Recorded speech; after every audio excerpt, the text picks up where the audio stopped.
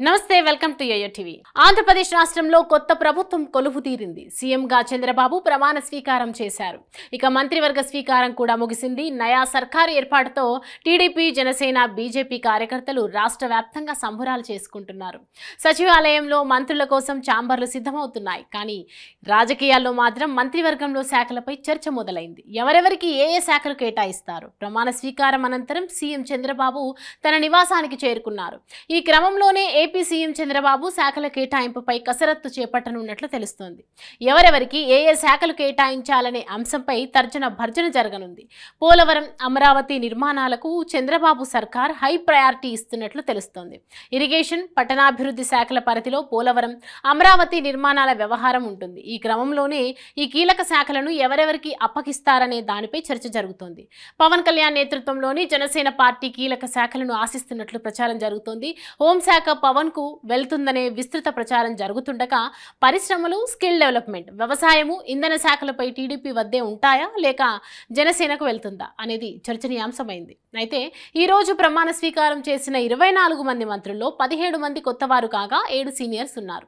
వీరిలో ముఖ్యమంత్రి చంద్రబాబుతో పొంగూరి నారాయణ ఉన్నారు. ఈయన గతంలో పట్టణాభివృద్ధి శాఖ మంత్రిగా పనిచేశారు.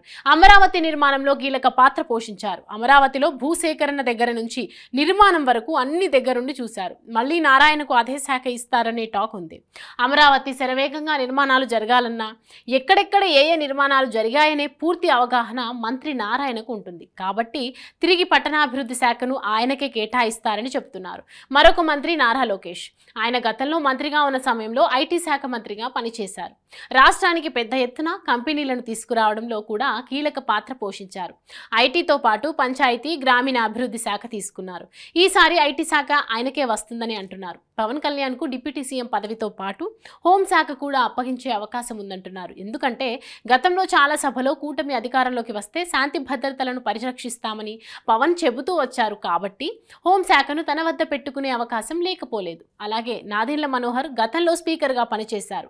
వీరితో పాటు అచ్చెన్నాయుడు, కొల్లు రవీంద్ర కూడా గతంలో మంత్రులుగా పనిచేశారు. ఆర్థిక శాఖ పయ్యావులకు లేదా ఆనంకు కేటాయించే ఛాన్స్ ఉన్నట్టు తెలుస్తోంది. వంగలపూడి అనితకు కీలక శాఖలు కట్టబెట్టే అవకాశాలు కూడా లేకపోలేదని కూటమి కార్యకర్తల్లో చర్చ జరుగుతుంది. సీనియర్లకు మాత్రం కీలక పదవులు కట్టబెట్టనున్నారు. మిగిలిన 17 మందికి కీలక శాఖలు కేటాయించనున్నారు.